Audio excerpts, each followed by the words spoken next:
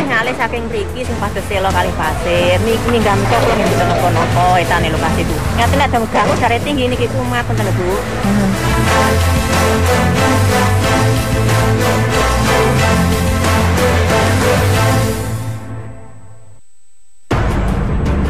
Inilah pemandangan Desa Tulungrejo, Kecamatan Gandusari, Kabupaten Blitar. Setahun berlalu, sisa erupsi Gunung Kelut ini masih terasa. Bagi sebagian orang, jutaan kubik material vulkanik dari erupsi Gunung Kelut ternyata menjadi berkah. Berjarak sekitar 5 km dari Gunung Kelut, aliran Sungai Lekso ini menjadi serbuan warga. Banyak warga yang mendadak menjadi penambang pasir dan batu setelah erupsi Gunung Kelut. Pasca erupsi Gunung Kelut tahun 2014 yang lalu, aktivitas penambangan pasir di Desa Tulungrejo, Kabupaten Blitar, Jawa Timur ini semakin hari semakin masif. Tentu saja di satu sisi ini berdampak pada perekonomian masyarakat yang mendapatkan penghasilan dari menjadi penambang pasir di sini. Tapi di sisi lain ada harga yang harus dibayar oleh masyarakat, resiko longsor, dan resiko kerusakan lingkungan yang tidak bisa dihindari.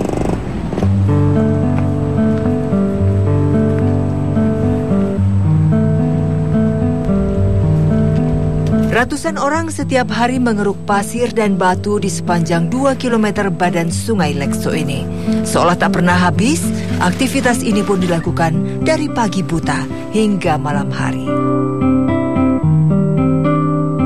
Memang banyak yang kerja di sini, yang umurnya banyak. Berapa? Umur berapa Bu? Ada yang umur 10 tahun. 10 tahun? Mana? Kok aku nggak nyawang? Pulang. Oh, sudah pulang. 10 tahun, 15, kamu 15 tahun, 12 tahun, itu juga banyak? Banyak, 10 ke atas. 10 ke atas gitu. Kamu dapat berapa sehari? Sehari ya 100 ribu. Terus uangnya dibuat apa? Dikumpulkan. Dikasih ke orang tua juga? Iya. Orang tua ikut kerja juga? Iya. Oh gitu, kenapa? Kenapa nggak lanjut? Apa memang karena tidak ada biaya atau karena sudah nggak ada biayanya? Bagi Slamet yang tidak memiliki cukup biaya untuk melanjutkan pendidikan, menjadi penambang pasir adalah pilihan untuk tetap melanjutkan hidup. Bangku sekolah pun terpaksa ia tinggalkan. Kalau kamu, keinginan kamu Ki, gue pengen sekolah apa wis mulai duit ya cari beginian gitu. Kalau mau ya. Cari uang saja aja. Kenapa? Kenapa nggak mau sekolah? Ya nggak apa-apa. Pekerjaan menambang pasir seperti ini jelas identik dengan pekerjaan laki-laki. Meski begitu, ada saja perempuan yang juga mencari nafkah dengan menjadi penambang pasir. Ini kita sawang-sawang Bu. Sedanten kan tiang kakung iki sing nyambut damel. Terus enek ibu ngaten iki. Emang perempuannya banyak? Engkang Hanya orang 3, 4 perempuan ya? Ya. Tapi yang rutin saya sendiri. Dinten ya ini. Oh, ibu buatan nyambut damel teng Sabin apa teng Tegalan atau Mboten gadah sawah lan mboten gadah tegal.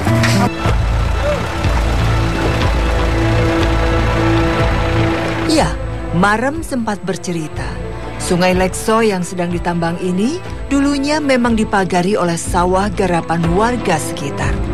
Namun kini tak terlihat lagi jejak-jejak sawah warga itu. Yang terlihat hanyalah hamparan pasir dan batu. Saat hujan deras, sungai ini pun berubah menjadi aliran banjir lahar dingin. Inilah yang membuat sawah garapan warga hilang tak berbekas. Usai banjir lahar dingin, material vulkanik inilah yang akhirnya menjadi buruan. Namun masalahnya, penambangan pasir dan batu yang tak beraturan membuat arah sungai berubah dan semakin menggerus lahan di sepadan sungai. Kehilangan lahan garapan membuat Mbah Sarmi tak punya banyak pilihan. Dari menggarap lahan, ia kini sibuk menjadi penambang pasir. Semua lahan garapannya hilang tersapu banjir lahar dingin. rumiyin sabine mbae teng pundi? Nggih niki. Menika ngoten. Keterak lahar terus dadak banyune kan niki kaline asline teng mriki to, Mbah? Kaline niku manggen mriku.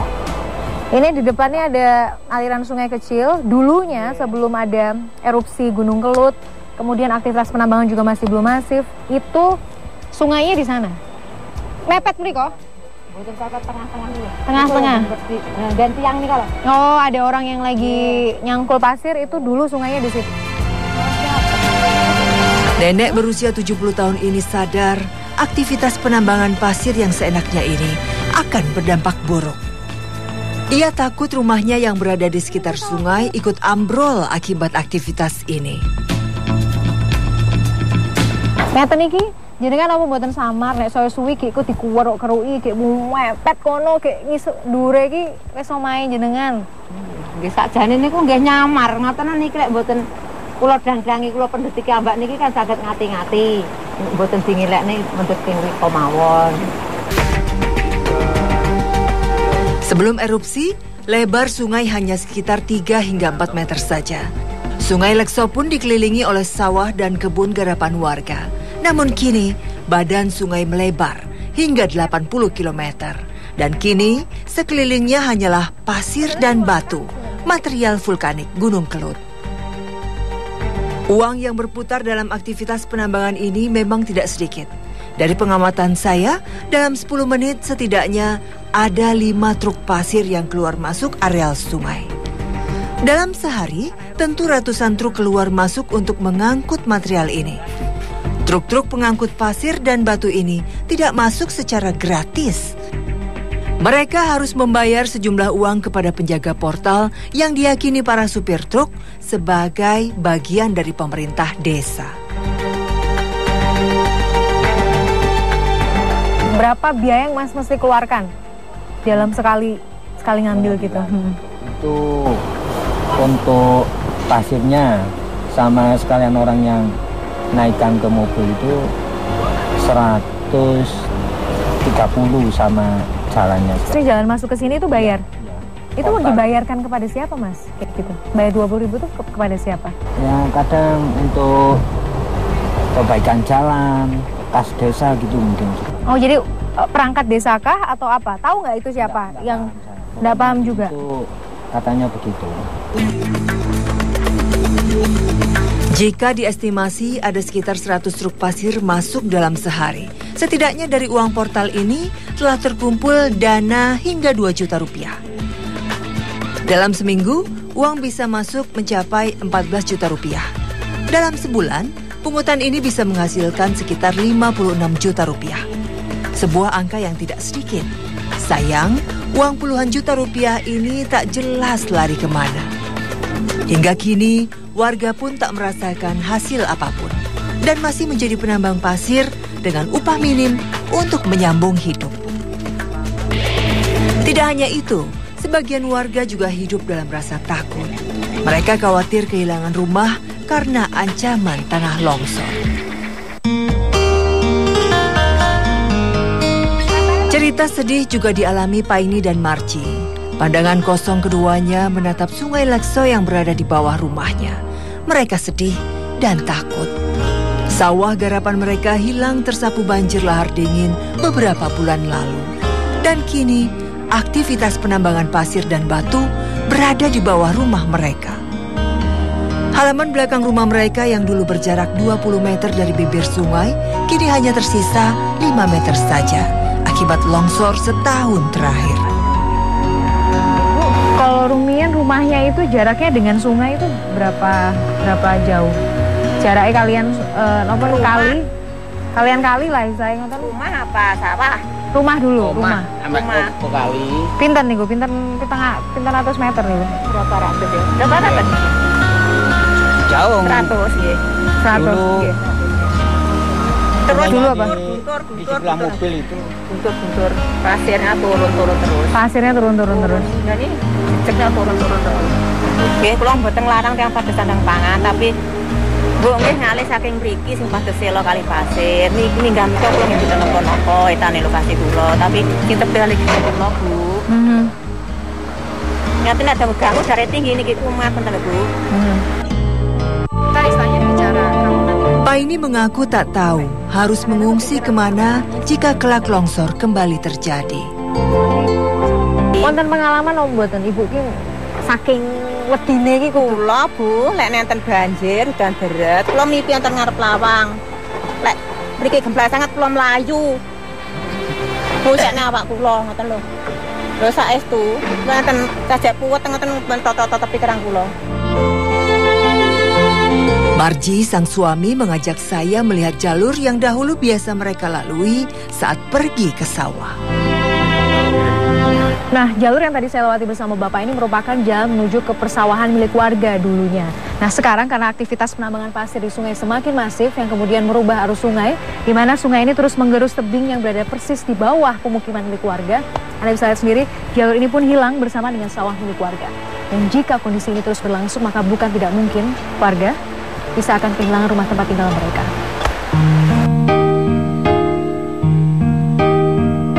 Setidaknya ada 6 rumah di areal pinggiran Sungai Lekso yang kondisinya sangat mencemaskan. Rumah-rumah sebanyak 35 kepala keluarga terancam kehilangan rumah tinggal mereka.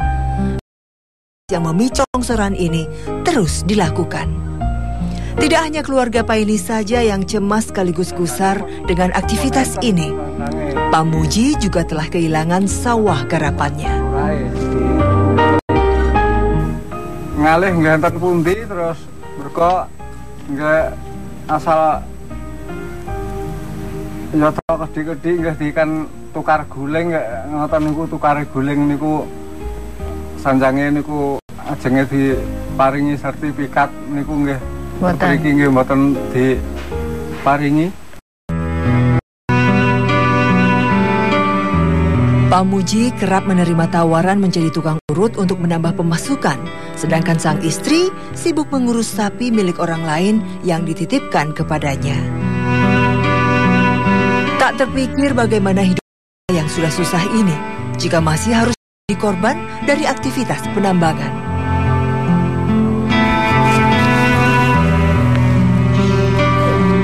Tidak hanya rumah warga yang menjadi sebuah sekolah dasar di daerah Semen harus kehilangan 2 ruang kelas akibat longsor pada 2011 lalu.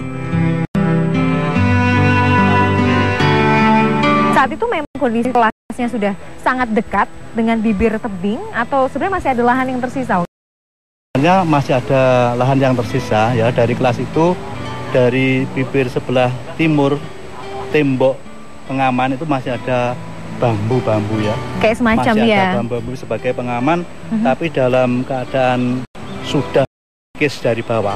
Memang dari bawah sudah terkikis. Benteng yang ada di bawah yang namanya bambu betung itu yang menjadi pengaman pertama itu sudah habis duluan. Habis duluan. Dengan habisnya itu duluan, akhirnya itu dalam waktu banjir yang semalaman itu langsung menghabiskan dari bambu yang kedua dan berikutnya sampai kelas itu semalam. Ya memangnya ini sudah tidak layak untuk dipakai. Nanti suatu saat pasti kalau pengamannya hilang kan terjadi retak-retak semuanya. Sebelum habis atau karena sebelum terjadi itu dari sini sudah kelihatan retak itu. Ya retak ya seperti tadi katakanlah retak itu menerjang tengah kelas waktu itu. Sebenarnya, indikasi longsor sudah terlihat dari dinding ruang kelas yang retak. Para murid kelas 3 dan 4 pun terpaksa diungsikan dan belajar di rumah penduduk selama 2 tahun. Pada saat itu kejadiannya waktu malam hari. Malam hari. Ya untungnya anak itu sudah tidak di sekolah. Apa itu tempatnya pada kelas kita ini sudah disewakan pada rumah penduduk. Setelah 2 tahun menyewa rumah warga, akhirnya sekolah dasar ini telah memiliki 3 ruang kelas baru. Kondisi kelas memang cukup sempit, namun setidaknya para guru sedikit merasa lega. Anak-anak bisa kembali belajar dengan tenang. Meski begitu, rasa cemas dan khawatir tetap saja ada. Selama tak ada upaya penanganan serius di sepanjang badan sungai, bencana longsor masih akan menjadi ancaman. Longsornya 2 kelas di SDN 4 Semen Kabupaten Blitar yang terletak persis di pinggir Sungai Ilir ini merupakan sebuah bukti nyata bahwa kawasan ini merupakan daerah yang rawan bencana. Selain karena memang aliran Sungai Ilir merupakan jalur lahar hujan dari Gunung Kelut, aktivitas penambangan pasir di sekitar badan sungai juga membuat resiko pengikisan tanah dan juga longsor semakin besar. Dan jika tidak segera dihentikan atau tidak diambil tindakan, maka bisa jadi dan bukan tidak mungkin kejadian semacam ini bisa terulang lagi.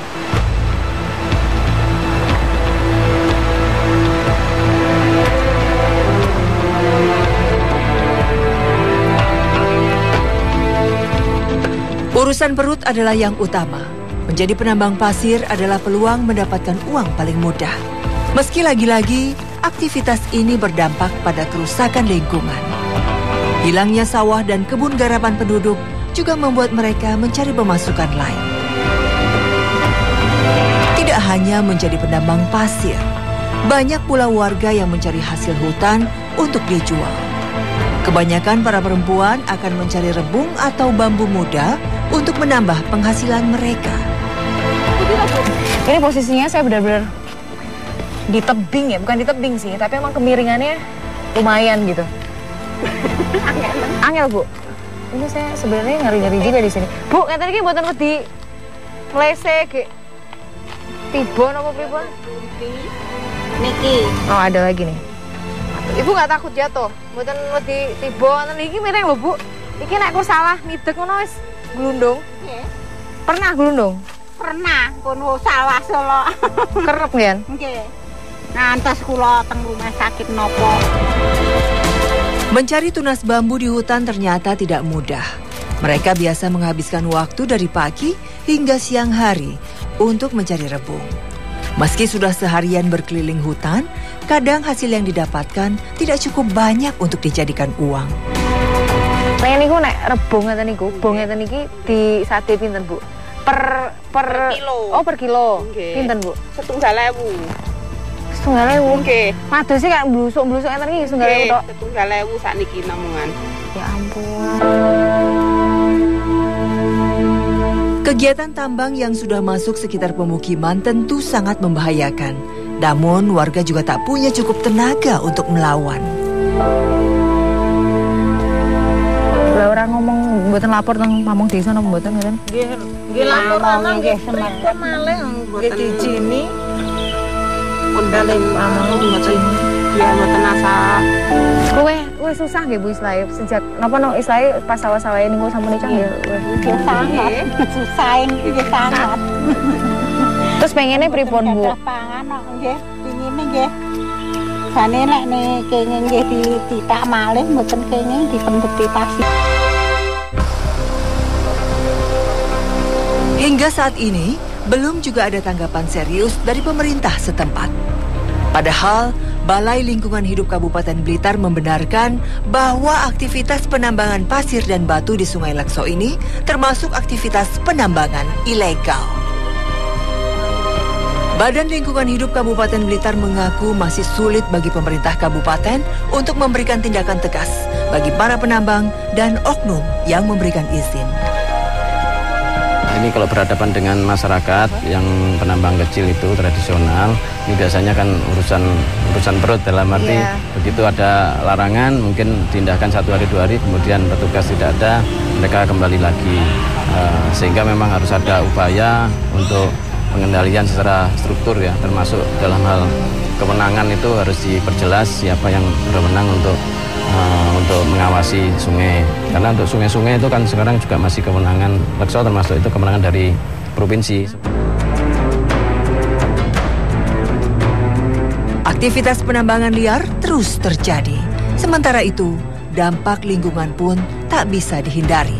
Sayang, pemerintah tak juga tanggap mengatasi permasalahan ini.